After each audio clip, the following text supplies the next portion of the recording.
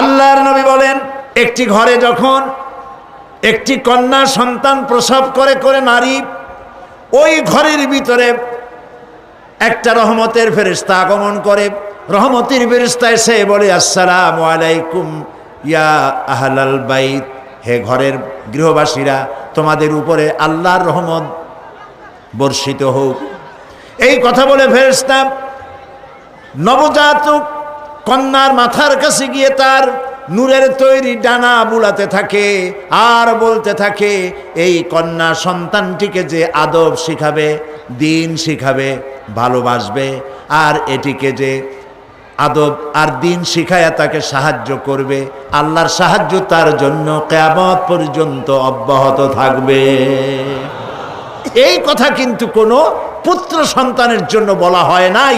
কোরআনে কারিমে আল্লাহ রাব্বুল আলামিন বলেছেন, আমি কাউকে কন্যা সন্তান দেই, পুত্র সন্তান দেই না, কাউকে পুত্র সন্তান দেই, কন্যা সন্তান দেই না, কাউকে কন্যাও দেই, পুত্রও দেই, কাউকে কিছুই দেই না। ইন্নাল্লাহা আলা কুল্লি শাইইন কাদির। সমস্ত জিনিসের উপরে ক্ষমতা রাখেন কে? আল্লাহ রাব্বুল আলামিন। নবী করিম সাল্লাল্লাহু আলাইহি ওয়াসাল্লাম বলছেন, মান আলা জারিয়াতাইন হাত্তা তাবলুগা যা ইয়াউমাল কিয়ামাতে আনা ওয়া হুয়া কাহাতাইন ওয়া দাম্মা আসাবিহু। রাওয়াহু মুসলিম। মুসলিম শরীফের হাদিস। নবীজি বলেন, কেউ যদি দুই কন্যার পিতা হয়, শুনতেছেন কথা, কেউ যদি দুই কন্যার পিতা হয় আর কন্যা দুটিকে যদি লালন পালন করে, স্নেহ করে, আদব করে, দিন শিখায়, ঈমান শিখায়, তাহলে ওই দুই কন্যার পিতা আর আমি মুহাম্মদ সাল্লাল্লাহু আলাইহি ওয়াসাল্লাম জান্নাতের ভিতরে পাশাপাশি অবস্থান করব। সুবহানাল্লাহ। এরকম একটি হাদিস পুত্র সন্তানের জন্য নাই। রাসূলুল্লাহর সব পুত্র সন্তান ইন্তেকাল করেছিলেন, একজনও ছেলে বেঁচে নাই। ছিল বেঁচে? আল্লাহ রাব্বুল আলামিন দেখেন কোরআনে বলছেন, মা কানা মুহাম্মাদুন আবা আহাদিম মির রিজালিকুম ওয়ালাকির রাসূলুল্লাহি ওয়া খাতামান নাবিয়্যিন। মুহাম্মদ সাল্লাল্লাহু আলাইহি ওয়াসাল্লাম তোমাদের কোনো পুরুষদের পিতা নন। কথার হিকমত দেখেন। মুহাম্মদ সাল্লাল্লাহু আলাইহি ওয়াসাল্লামের ছেলে ছিল না? বলেন ছিল না ছেলে? আল্লাহ তাআলা বলছেন যে মা কানা মুহাম্মাদুন আবা আহাদিম মির রিজালিকুম, মুহাম্মদ সাল্লাল্লাহু আলাইহি ওয়াসাল্লাম তোমাদের কোনো পুরুষদের পিতা না, কিন্তু ছেলে তো হয়েছিল। কিন্তু ছেলে মারা গেছে তুহুলিয়াতে, বাচ্চা অবস্থায়, রেজাল পর্যন্ত পৌঁছায় নাই, পুরুষ হওয়া পর্যন্ত, যেখানে রাজুল বলা হয় সেই রাজুল হওয়া পর্যন্ত পৌঁছায় নাই, তিফলের হালতে মারা গেছে। আল্লাহর কথা কত হিকমাতানা হাকিমানা আন্দাজের কথা। তোমাদের কোনো পুরুষের পিতা তিনি নন। ছেলেরা সব মারা গেল, বেঁচে ছিল কারা?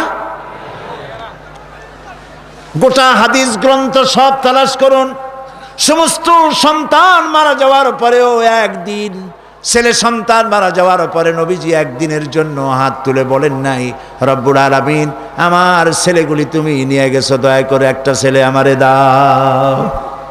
দোয়া করলে কবুল হইতো না? আরে ভাই কথা কন না কেন? নবীজির কি হাত তোলা লাগে? না না, হাত তুলে মোনাজাত করা লাগে না, মুখ দিয়া বলা লাগে না। আমার নবী তো সেই মাকামের নবী, মনে এরাদা করতে দেরি আছে, মঞ্জুর হতে দেরি নাই। প্রিয় ভাই সব, নবী করিম সাল্লাল্লাহু আলাইহি ওয়াসাল্লাম নিজের কন্যাকে এত ভালোবাসতেন, কোন জায়গায় যাওয়ার সময় সকলের শেষে হযরত ফাতেমা রাদিয়াল্লাহু তাআলা আনহাকে বলে যেতেন, আর কোন দিক থেকে আসলে সকলের আগে হযরত ফাতেমার সঙ্গে তিনি দেখা করতেন, সবার আগে। হাদিস শরীফে এসেছে, একবার নবী করিম সাল্লাল্লাহু আলাইহি ওয়াসাল্লাম মুখ মলিন করে বসে আছেন, সাহাবায়ে কেরাম নবী করিম সাল্লাল্লাহু আলাইহি ওয়াসাল্লামের সঙ্গে কথা বলতে সাহস পাচ্ছে না কেউ। কিছুক্ষণ পরে তিনি উঠে গেলেন হযরত আলীর ঘরে। আরো কিছুক্ষণ পরে তিনি ঘর থেকে বেরিয়ে এলেন হাসি খুশি মেজাজ নিয়ে। সাহাবায়ে কেরাম ভরসা পেলেন, বললেন, ইয়া রাসূলুল্লাহ, আমরা তো কিছুই বুঝতে পারি নাই, কথা বলতেও সাহস পাই নাই, আপনার চেহারার অবস্থা এরকম ছিল, আমরা ভয় পেয়ে গেছি। আবার হযরত ফাতেমার ঘরের থেকে ফিরে এসে আপনার সুন্দর চেহারা আবার হাসি খুশি হয়েছে, কারণ কি বুঝলাম না। নবী করিম সাল্লাল্লাহু আলাইহি সাল্লাম বলছেন ওদের মধ্যে একটু মনোমালিন্য হচ্ছিল আর আমি খুব কষ্ট পাচ্ছিলাম। ওদের মধ্যে, বুঝতে পেরেছেন, হযরত ফাতেমা এবং আলীর মধ্যে। নবী করিম সাল্লাল্লাহু আলাইহি ওয়াসাল্লাম বলছেন আমি ভিতরে গেলাম, দুজনকে মিটমাট করে দিয়ে আসলাম, এখন তারা হাসি খুশি, আমার তাই খুশি ফিরে আসছে। ফাতেমাকে আমি ভালোবাসি, ফাতেমা আমার কলিজার টুকরা। ফাতেমা সে মুহাম্মদ সাল্লাল্লাহু আলাইহি ওয়াসাল্লামকে কষ্ট দেয়। সুবহানাল্লাহ। প্রিয় ভাই সব, আল্লাহ তাআলা কন্যা হিসেবে নারীর এই মর্যাদা দিয়েছেন। এবার এই কন্যা আস্তে আস্তে বড় হয়ে বধূতে পরিণত হয়ে যায়, আর যখন বধূ হলো তখন আল্লাহ কি বলছেন দেখেন, ওয়ামিন আয়াতিহি আন খালাকা লাকুম মিন আনফুসিকুম আজওয়াজান লিতাসকুনু ইলাইহা ওয়া জাআলা বাইনাকুম মাওয়াদ্দাতান ওয়া রাহমা। আল্লাহ তাআলা বলেন, আল্লাহর অসংখ্য নিদর্শনের ভিতরেও এটাও নিদর্শন যে তিনি তোমাদের থেকে তোমাদের জোড়া, তোমাদের স্ত্রীদেরকে সৃষ্টি করেছেন এই জন্য লিতাসকুনু ইলাইহা, যাতে করে তাদের কাছে তোমরা তোমাদের মনের প্রশান্তি খুঁজে পাও, আর তোমাদের উভয়ের মধ্যে আমি ভালোবাসা আর করুণা সহৃদয়তার সৃষ্টি করি।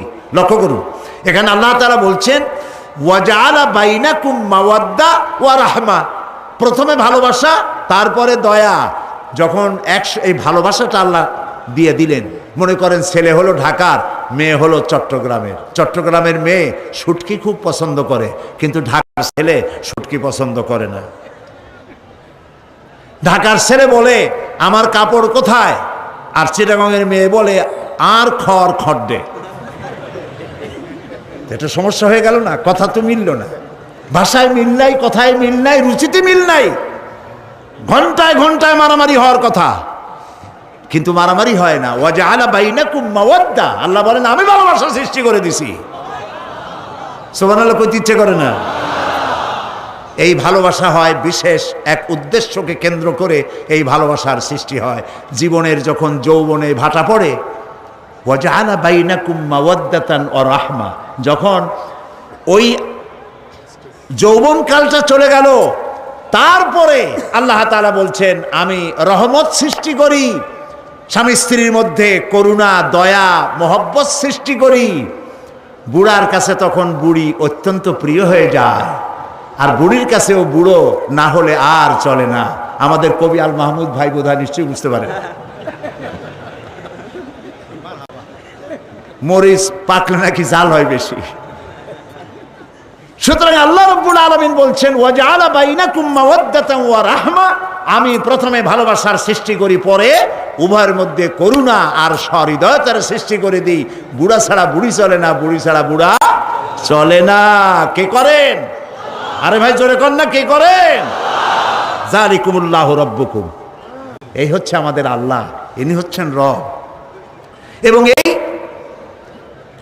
স্ত্রী বানিয়ে দিলেন তোমার, কলেমাকে সাক্ষী রেখে স্ত্রী তোমার জন্য হালাল হয়ে গেল, পুরুষের জন্য হালাল হলো। নবী করিম সাল্লাল্লাহু আলাইহি সাল্লাম বলেছেন আল্লাহর আকাশের নিচে জমিনের উপরে খাদিজার মতো উত্তম মহিলা আর নাই। হযরত আয়েশা বলেন নবীজি একদিন এক রাতে আমার কাছে ঘুমানো ছিলেন, আমি ঘুম থেকে জেগে দেখি নবীজি নাই। মনে মনে চিন্তা করলাম কোথায় গেলেন, বোধহয় অন্য কোনো স্ত্রীর ঘরে গেছেন। আমি চুপিসারে খোঁজ নিতে লাগলাম, কোনো ঘরে খবর পেলাম না। পরে দেখতে পেলাম রিয়াদুল জান্নার ভিতরে বসে নবীজি দুই হাত উঁচু করে কি যেন বলেন আর কান্দেন।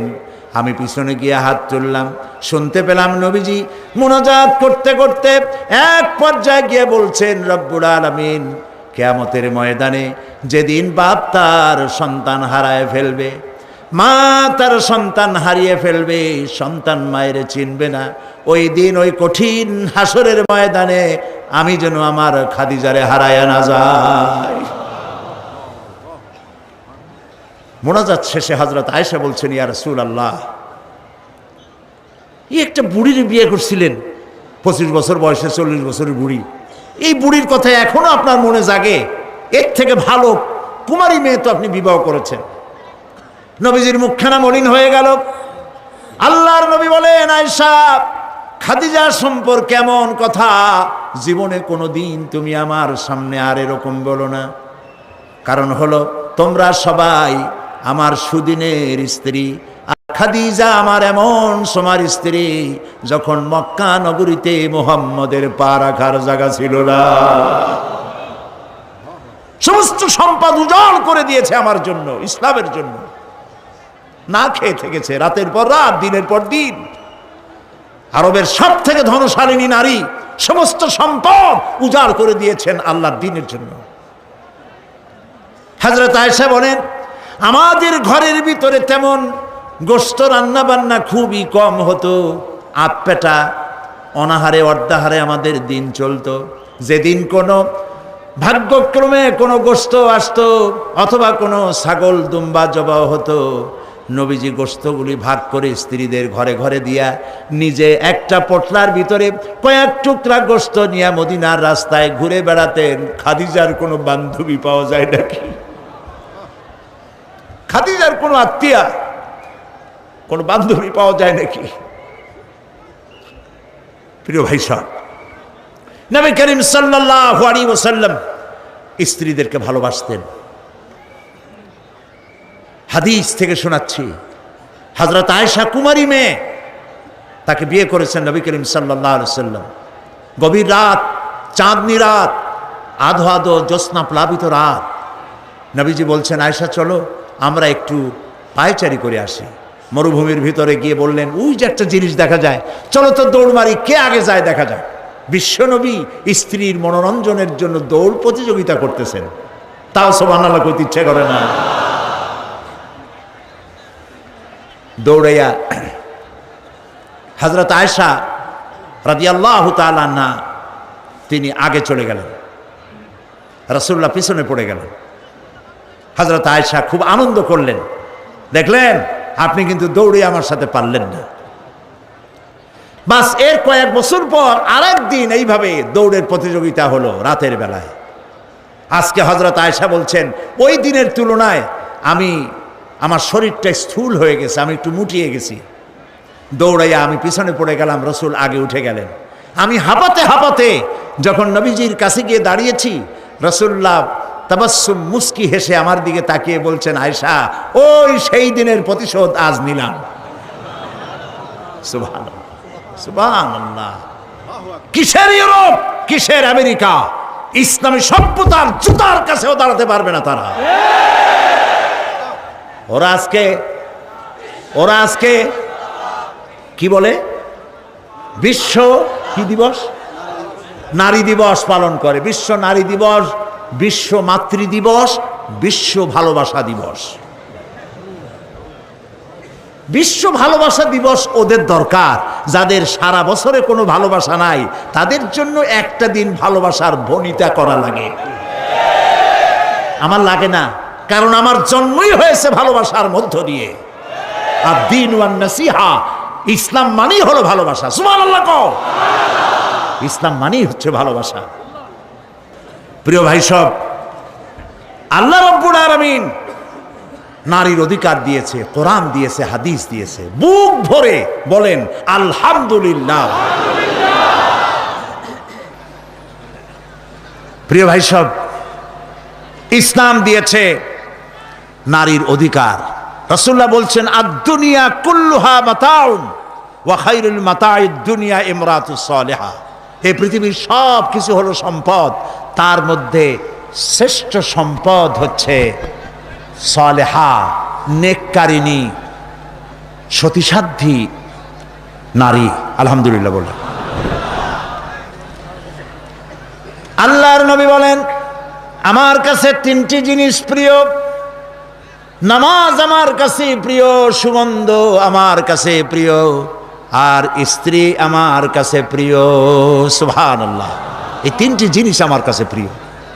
আপনার স্ত্রীকে আপনি তো এই জন্য তাকে সম্মান করবেন, ভালোবাসবেন, অনেক কারণ আছে। একটা কারণ তো এই, যেই রাস্তা দিয়ে আপনি জাহান্নামে যেতেন, সেই রাস্তায় আপনার স্ত্রী প্রহরীর মতো রাত দিন দাঁড়িয়ে আছে সেখানে। ব্যাখ্যা দেওয়ার কোনো প্রয়োজন নেই। সুতরাং আপনার স্ত্রীকে আপনি ভালোবাসবেন এবং তাকে আপনি সম্মান দিবেন। ইসলাম নারীকে অর্থনৈতিক অধিকার দিয়েছে, বলেছে ফাতুহুন্না উজুরাহুন্না ফরিদা, ফরজরূপী দায়িত্ব হিসাবে মহারণার টাকা আদায় করে দাও। এখন মহারণার টাকা আদায় করা হয় না, এখন বিবাহ মজলিসগুলিতে বলা হয় মহারণা কত? মহারণা হচ্ছে 21,21,101 টাকা, 11,11,101 টাকা। একটা 1 টাকা থাকা লাগবে। কোথায় পাইছেন এটা? একটা 1 টাকা থাকা লাগবে। আর এই যে মহারণা বাঁধা হয়, এই মহারণার টাকা আদায় করা অধিকাংশ ক্ষেত্রে আদায় করা হয় না। কথা ঠিক কিনা? কথা ঠিক কিনা? বরং উল্টা মহারণা আদায় করে নেয়। কারণ বলেন পাত্রপক্ষ। পাত্রপক্ষ মহারণা আদায় করে নেওয়ার সময় আদায় করার জন্য ঘটক, এগুলোরে কি বলে? ঘটক। কোন কোন এলাকায় এদেরকে উচ্চনাক বলা হয়। এদের কাজ হলো পরস্পরের মধ্যে বিবাহ দিতে গিয়ে মিথ্যা কথা বলা, উচ্চনাক। তো এরা বলে যে অমুকের ছেলে অমুকের মেয়ের বিবাহ হবে, ছেলেকে দিতে হবে কি? ছেলেকে দিতে হবে ল্যান্ড ক্রুইজার, ছেলেকে দিতে হবে গুলশানে বাড়ি, 10 লক্ষ টাকা ক্যাশ, মঙ্গল গ্রহে অফিস। বলে ছেলে লেখাপড়া জানে কি? কই কলেজের বারান্দা দিয়ে কয়েকদিন ঘুরে টুরে আসছে, গলায় সোনার সেন্টেনও আছে, মাথায় ভাল্লুকের মতো চুলও আছে। এরপরে এইভাবে করে এক অপাত্রে মেয়েদেরকে দেওয়ার ব্যবস্থা হয় টাকা পয়সার বিনিময়। মহারানাটা ওরা নিয়ে গেল। বিবাহে যদি উপহার দেয় শ্বশুর পক্ষ, পাত্র কি বলে কন্যা পক্ষ, পাত্রপক্ষকে যদি সোনা দেয়, দানা দেয়, টাকা দেয়, সব জায়েজ আছে, সুন্নত। কিন্তু চাইয়া নেওয়া যাবে না। দাবি করে নেওয়া, ডিমান্ড করে নেওয়ার নামই হলো যৌতুক। এটার নাম কি? চট্টগ্রামে কি বলে? যৌতুক। এই যৌতুক হলো শ্বশুরের সাথে এক প্রকারের কৌতুক। এইভাবে করে চাইয়া টাকা আদায় করা হারাম। চাইয়া টাকা আদায় করা কি? আজকের এই বিশাল তাফসীরুল কোরআন মাহফিলে আমি জানতে চাই যে এই যাদের ছেলে আজ পর্যন্ত বিয়ে দেন নাই, বিবাহ দিতে গিয়ে কন্যা পক্ষের কাছ থেকে হারাম চাইয়া যৌতুক আদায় করে ছেলে বিয়ে দিবেন না, এই রকমের লোক ওয়াদা করতে পারবেন না? মনে করবেন এই কথা যে আল্লাহ মাহফিলে আজকে আসলাম কেন? আচ্ছা দেখি তো, যারা ছেলে বিয়ে দেন নাই তারা ওয়াদা করবেন এই কথা বলে যে আমার ছেলে বিবাহ দিতে গিয়ে যৌতুক 1 পয়সাও, 1 থেকে নিয়ে 1000 কোটি যা হোক, যৌতুক চাইবো না, বিনা যৌতুকে ছেলে বিবাহ দেব। কারা কারা দেবেন? ছেলেওয়ালারা হাত তোলেন তো। ও মাশাআল্লাহ, বাচ্চা পোলাপান হাত উঠেছি কি কামে? তোমরা তো মা ভাও নাই এখন। হাত নামান। জি, ভবিষ্যতে হাত নামান, হাত নামান। আলহামদুলিল্লাহ বলেন। যৌতুক এক সামাজিক ব্যাধি, এই ব্যাধি বন্ধ করতে হবে এবং চট্টগ্রাম থেকেই এটার আন্দোলন শুরু হবে ইনশাআল্লাহ। বলেন ইনশাআল্লাহ। প্রিয় ভাই, সব যারা বিবাহ করে নাই সেসব যুবকদের বিবাহ করা লাগবে কিনা? লাগবে কিনা? হ্যাঁ, ফুর্তি হয়ে একটু জোরেই বলতেছে লাগবে। এই বিবাহ করতে গেলে শ্বশুর যদি ঘড়ি দেয় বলবা আলহামদুলিল্লাহ, যদি শেরওয়ানি দেয় আলহামদুলিল্লাহ, যদি কিছু না দেয় নাউজুবিল্লাহ, নাকি তাও আলহামদুলিল্লাহ। বরং তুমি কেন ফকিরের ছেলে পেলে না তো? তোমরা যুবকদের বলতেছি, ফকিরের বলাবার না তো। তো বউ ওই কি বলে, যারে বিবাহ করবা সেই শ্বশুর বাড়ির টেলিভিশন না হইলে দেখা যাবে না তুমি কি খয়রাতির পোলা। যদি এখন তো দেখতেই হয়, তো বউয়ের বাপের কাছ থেকে টেলিভিশন না নিয়া মসজিদগুলার সামনে শুক্রবার দিন থাল পাতে বসে যাইও। তাও কন্যা পক্ষের কাছ থেকে চাইয়া নিবা না। কিছু দিলে আলহামদুলিল্লাহ, না দিলেও বিনা যৌতুকে নিজের পায়ে দাঁড়াইয়া চাকরি করে বিয়ে করবা, চাকরি কামাই রোজগার না করিয়া নিজে বাপের হোটেলে খাও, আরো একজন আনিয়া মেহমান বানাইও না। কাজ করবে, চাকরি করবে, ব্যবসা করবে, তারপরে নিজের টাকা দিয়া বাপের টাকা দিয়া বিয়ে করিয়া বউরে রানী বানাইয়া ভালোবাসার সিংহাসনে বসাবে, তাকে কোনো কিছু খোটা দিবে না। এটা এই জন্য বলি, বাংলাদেশে একটা কি বলে ওটাকে, যৌতুকের একটা গরু দেওয়া হয় নাই, টেলিভিশন দেওয়া হয় নাই বলে গরুর মতো পিটিয়ে স্ত্রীকে হত্যা করা হয়েছে। হাজারো ঘটনা বাংলাদেশে আছে। বিনা যৌতুকে বিয়ে করবে যে সব বীর তরুণ চট্টলার যুবকের এবার হাত উঁচু করে দেখা। ও মাশাআল্লাহ, এখন তো দেখা যায় কেউ বিয়ে করে নাই।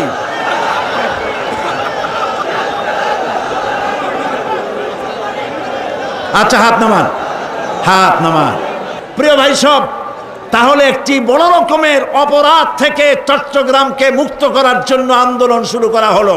বলেন আলহামদুলিল্লাহ। প্রিয় ভাই সব, আল্লাহ তাআলা এই নারী যখন বিবাহ হলো, আল্লাহ তাআলা তাকে অধিকার দিলেন, শিক্ষার অধিকার, লেখাপড়ার অধিকার, পড়ার অধিকার, সব অধিকার দিলেন। এরপরে দিলেন তাকে মা বানায় দিলেন। কদিন পরে কি হয়ে গেল? মা হয়ে গেল। সুবহানাল্লাহ। এখন কিন্তু ইজ্জত আরো বাড়লো।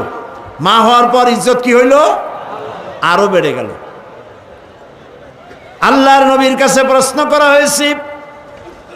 এক সাহাবী এসে বলছেন, সালা রাজুলুন ইয়া রাসূলুল্লাহ মান আহাক্কুন নাস বিহুসনি সাহাবাতি ক্বালা উম্মুক ক্বালা সুম্মা মান ক্বালা উম্মুক ক্বালা সুম্মা মান ক্বালা উম্মুক ক্বালা সুম্মা মান ক্বালা আবুক। সুবহানাল্লাহ। একজন এসে নবীজির কাছে প্রশ্ন করলেন, ইয়া রাসূলুল্লাহ, মানুষের ভিতরে আমি কার যত্ন করব, কার খেদমত করব, কার সাথে ভালো ব্যবহার করব, আমার কাছে সব থেকে ভালো ব্যবহার কে পেতে পারে?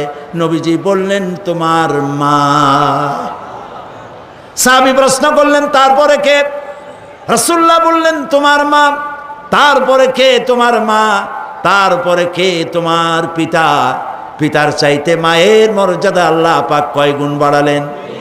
সবাই বলেন কয় গুণ? 3 গুণ আল্লাহ বাড়ায় দিলেন।